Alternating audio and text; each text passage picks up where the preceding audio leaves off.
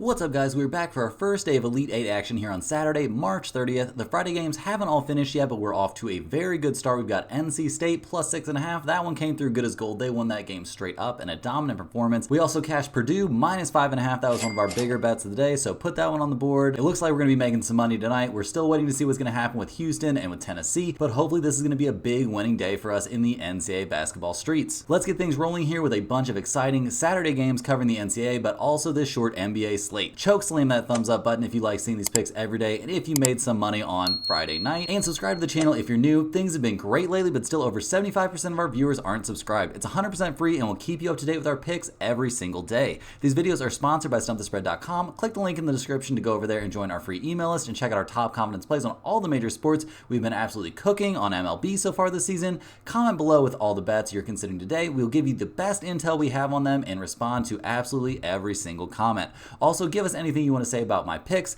These videos or anything you see here. We'll be getting into a mix of NBA and MLB soon with NCAA season winding down, so get excited for that. Now let's get into our first game of the day. We've got Illinois going up against Yukon in the East Region Elite 8. Illinois comes into this game fresh off a very solid win in the Sweet 16. They took down Iowa State in a very close game of 72-69. Iowa State made a big comeback to make that game close in the second half. It was a real nail-biter down the end, but Illinois held on to get the win in that one. It was a real offense versus defense matchup, and it looks like offense managed to grind it out there in the end. Terrence Shannon Jr. is an absolute monster. He scored almost 30 points in that game, putting up 29 points. He only went 5 of 10 from the free throw line, which is kind of a down day for him, but he shot 40% from three-point range. He went 10 of 19 from the field overall. He had 3 steals in the game, also 5 rebounds, 2 assists, filling up the stat sheet and playing some of the best ball we've seen from any individual star here in the NCAA tournament. Across the board, we saw Illinois play very well against a tough defensive team. They did struggle at the free throw line a little bit, which could be a concern here going down the stretch. You want to be making more than 51% of your free throws, especially if you're a team that's getting to the line almost 30 times in that game. Their bench did score 15 points in that one. Seeing Illinois' bench put up 15 points, not too bad, not too bad. Hawkins was the leading scorer for the starters. He scored 12 points, but this was really kind of a one-man show with Terrence Shannon Jr. being the driving force behind this game, scoring nearly half of his team's points. We saw Illinois hold a slight but significant rebounding edge. Their turnover numbers were pretty good considering they were going up against such an elite defensive team, and they managed to shoot 31% from three-point range, although a lot of that was coming from Terrence Shannon Jr. He made 4 of their 9 threes, so he gets a lot of credit here. We also saw Hawkins knock down a couple of threes, so that was pretty helpful in this one for sure. Illinois hasn't had the toughest route here to get to the Elite 8, beating Morehead State, Duquesne, and then this very, very tough, very, very premium win over Iowa State. But in general, they've just been an amazing team. Their offense is one of the best in the nation. It has been all season long. They finished the season second in the Big Ten. Like, this team is just very, very good. They rebound the ball really well. They play decent defense for a team that's so offense focused, but they are really going up against the cream of the crop here. In this one, they have to take on the Yukon Huskies. The Huskies have looked absolutely unstoppable through their first 3 games of the tournament, and they honestly looked unstoppable pretty much all regular season long, having only 3 total losses on their record. In the opening round of the tournament, we saw them absolutely dominate Stetson in a blowout. They then absolutely shut down Boo Buie in Northwestern to get a very comfortable win in that one. And in their last game, they won by 30 points. Winning in the Sweet 16 by 30 points is pretty crazy stuff, guys. This is dominance on a whole new level. They beat San Diego State 82-52. It was another team that relies pretty much solely on one main scorer. We saw Ledee have a very tough time in that game. He did lead his team with 18 points, but he went only 8 of 18 from the field, only 1 of 3 from long distance, and just in general, this whole team, the entire Aztecs offense really got shut down. Yukon plays insanely good defense. In that game, we saw 3 of their starters scoring double figures. We saw them have a double figure score come off the bench. This squad doesn't really need any one individual star to really go off, and that showed against San Diego State in a big way. They absolutely dominated on the boards in that game. Yukon is just looking like an absolutely unstoppable force right now. They're an elite rebounding team, they're an elite offensive team, they're an elite ball movement team, and they're an elite defensive squad. Like, where's the weakness on this team, guys? I challenge you to find one. You're going to have a really hard time. During the entire regular season, their only losses were a crazy one against Kansas in the non-conference where they lost by a very narrow margin, a really weird hiccup game against Seton Hall where they lost on the road in just kind of a weird choke fest, and then they lost going into Creighton, and everybody loses when they go into Creighton. Those are the only losses the team has had all season long, and when you're looking at how well they're playing right now, it's actually kind of staggering that they lost a single game all season long. We see Yukon coming into this game, they're minus 8.5. That seems like a lot of points right now, but man, this team has just looked so good. They have back-to-back very comfortable comfortable wins against teams that focus most of their energy on getting one star offensive player going. That's 100% what Illinois is. They need Terrence Shannon Jr. to absolutely go off if they're going to win games against a decent defensive team. It really doesn't look like that's going to be something that happens against a Yukon team. We do see Illinois, they're 21-13 and 3 against the spread over the course of the season. That's a very solid number, but it is not as good as Yukon, who is 25-12 against the spread over the course of the year. They've just been blowing out opponents left and right. They looked unstoppable here in the NCAA tournament. Guys, I know this is kind of a chalky pick. I know I'm taking a favorite in this one. There's just no way. You can't get me off of Yukon in this one. Yukon minus 5.5. I love this one. This is going to be my biggest NCAA bet of the day for sure. I don't see any way that Terrence Shannon Jr. is going to get off against this team. Give me Yukon to get the win and cover by double digits. In the second game of the day, we've got Clemson going up against Alabama here in the West Region Elite 8. Clemson comes into this game. This is a team that's been shocking me all tournament long. I've been off of them on pretty much every single game, which is kind of embarrassing at this point. I don't know what's going on. I don't know how this team is doing this. They won their opening round game against New Mexico. I thought they could have lost that one for sure. They won, though, in dominant fashion, winning by 21 points using a blowout first half to absolutely take the Lobos out of that game. In the second round, they won a very intense game against the Baylor Bears, but they ended up winning that game by 8 points, so kind of a comfortable win for them there. They were underdog in that game for sure. And then in the bigger shocker for me, they came out and got the win against number 2 Arizona, winning 77-72, holding one of the best offensive teams in the nation, Arizona, to only 72 points. That is a hell of a feat for a team I didn't really consider necessarily elite on the defensive end, but they for sure looked elite in that one. They kept things competitive, but they did not win the battle of the boards, but that hasn't really mattered to this team. They shot the ball pretty well from 3-point range. Only 32% isn't amazing, but 8 of 25, not so bad. We saw 3 of their starters score in double figures. We saw their bench have very solid production. When you get 17 points off your bench in the NCAA tournament, that is absolutely nothing to turn your nose up at, and the bench shot the ball really well from 3-point range, going 3 of 4 from long distance. Clemson did have a little bit of trouble at the free throw line, but 11 of 16 isn't too bad, really. PJ Hall looked very good in this game despite not shooting the ball great from distance, and we saw Chase Hunter also look pretty good despite having a terrible game from 3-point range. He went 0 for 5 in that one. None of that mattered, though, because they played good enough defense that they still beat Arizona. Clemson defended the 3-point line really well in that game, only surrendering 5 of 28 from deep. They defended the interior really well, only allowing the Wildcats to shoot 37% from the field in general. That is just a completely dominant performance from the Clemson Tigers. They looked amazing in that game.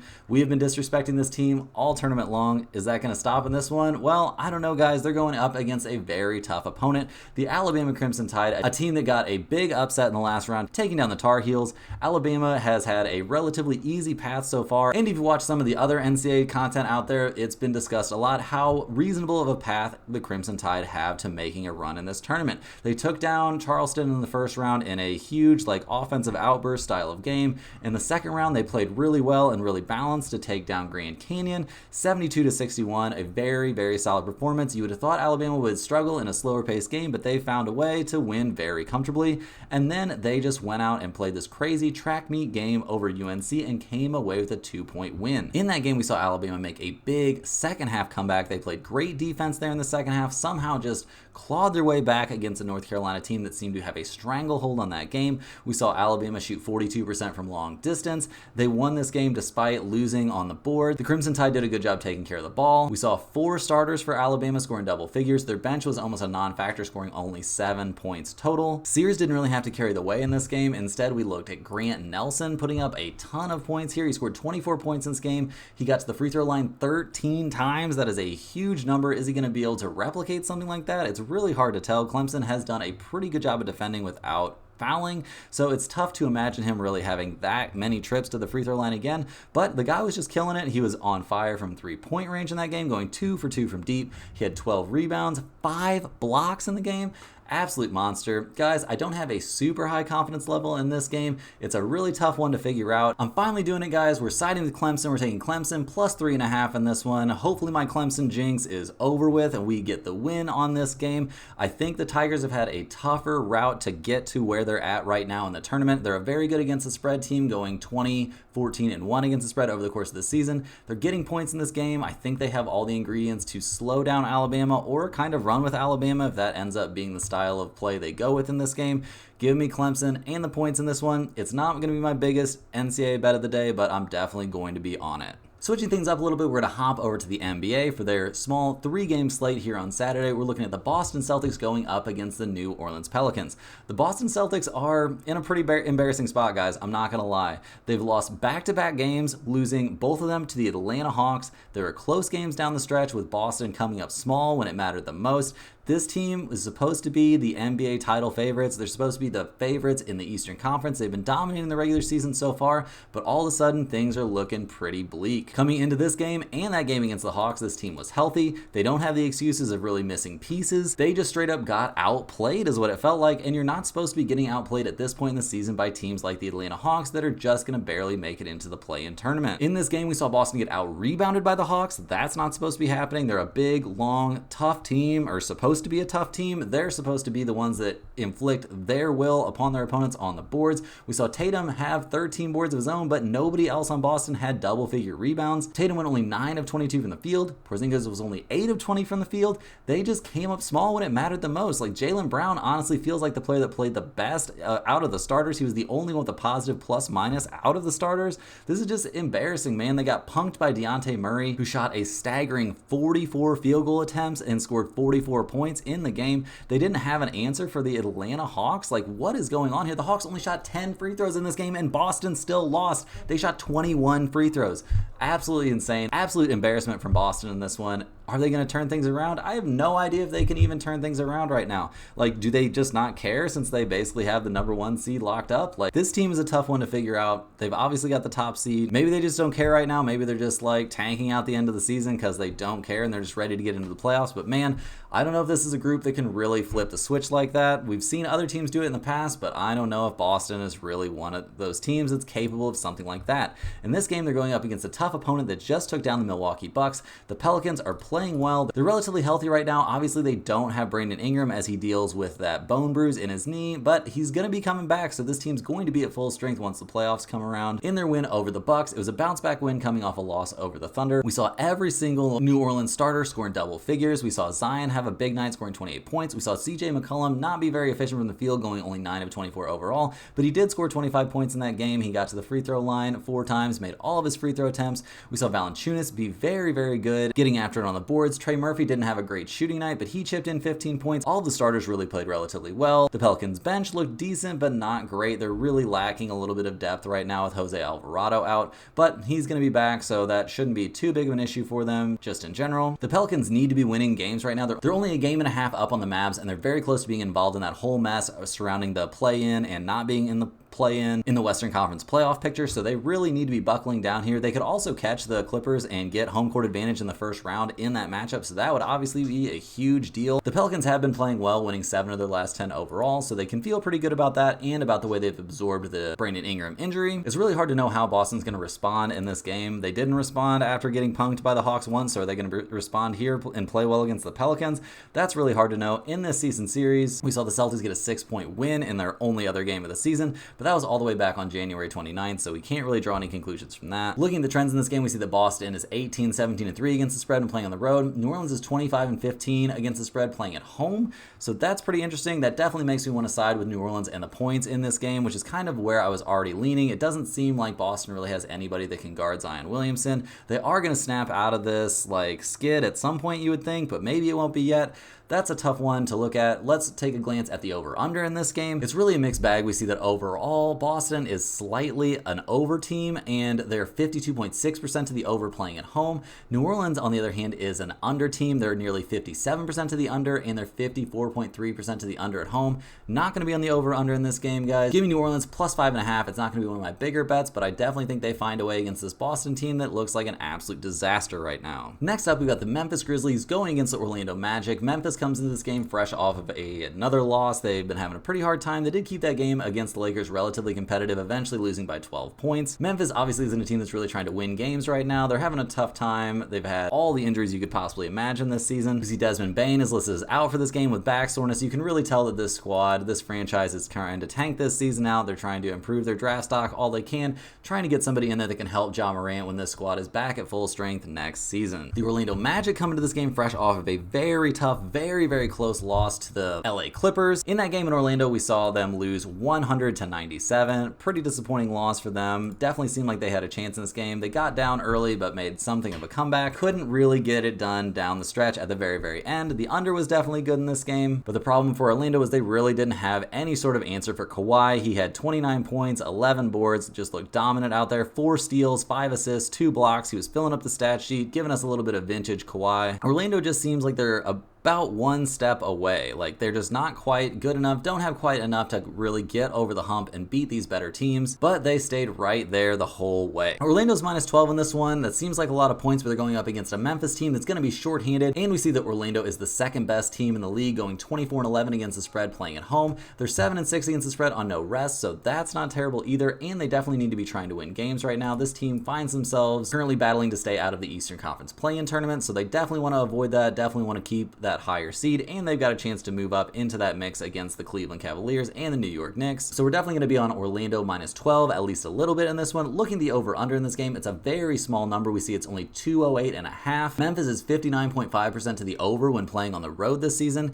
and we see that Orlando is kind of the opposite. When they're at home, they're 57.1% to the under at home, but they are a very interesting 58.3% to the over on no rest. So we're going to be on the over in this game. Give me Orlando minus 12 and over 208.5. Last but not least, we got the Milwaukee Bucks taking on those suddenly red-hot Atlanta Hawks. Milwaukee comes into this game fresh off a tough loss at New Orleans. Now they're playing at Atlanta. Not exactly a lot of travel here. They're going to be on the road here for 3 total games, but after this Atlanta game, they play against Washington, so I don't think they're in any sort of look-ahead spot, obviously. The Bucks are not going to have Dame Lillard for this game, so that's a little bit of a concern. Milwaukee is only 15-21 against the spread playing on the road, so that's another concern in this game. The Bucks are only a game and a half up on the Knicks and the Cleveland Cavaliers for that 2 seed in the East, so they are not at all assured of getting that 2 seed. It would be very hard for them to fall all the way into the 5 seed and not get home court advantage in the first round of the playoffs, but all it takes is one injury to like Giannis. If he has to sit out 2 or 3 games, things are going to get very bleak very fast. Having Dame out could possibly make this team better on like a 1-game sample, but it's really hard to know how that's going to go. Could they lack scoring with him not out there? Is their defensive improvement without him going to be worth it? We're going to see a bigger dose of Pat Bev on the floor. Is that a positive or a negative on the net? No way to really know. It's hard to really determine that. Going up against the Atlanta Hawks is also a tough one because how well are the Atlanta Hawks going to play? Coming off of that crazy emotional win over Boston where they went into overtime, we saw Dejounte Murray send the Celtics home with their tails between their legs. The Hawks have been playing great lately. They've won their last 4 in a row. They're trying to climb the standings here a little bit. They could make it out of the 10 seed and end up in the 9 seed and have a little bit of home court advantage there in the NBA play-in tournament. But just in general, you wouldn't think this is an Atlanta team that has a lot of aspirations. Obviously, Dejounte Murray has aspirations to be the leader of this team if they decide to move off of Trae Young or whatever they decide to do in the offseason.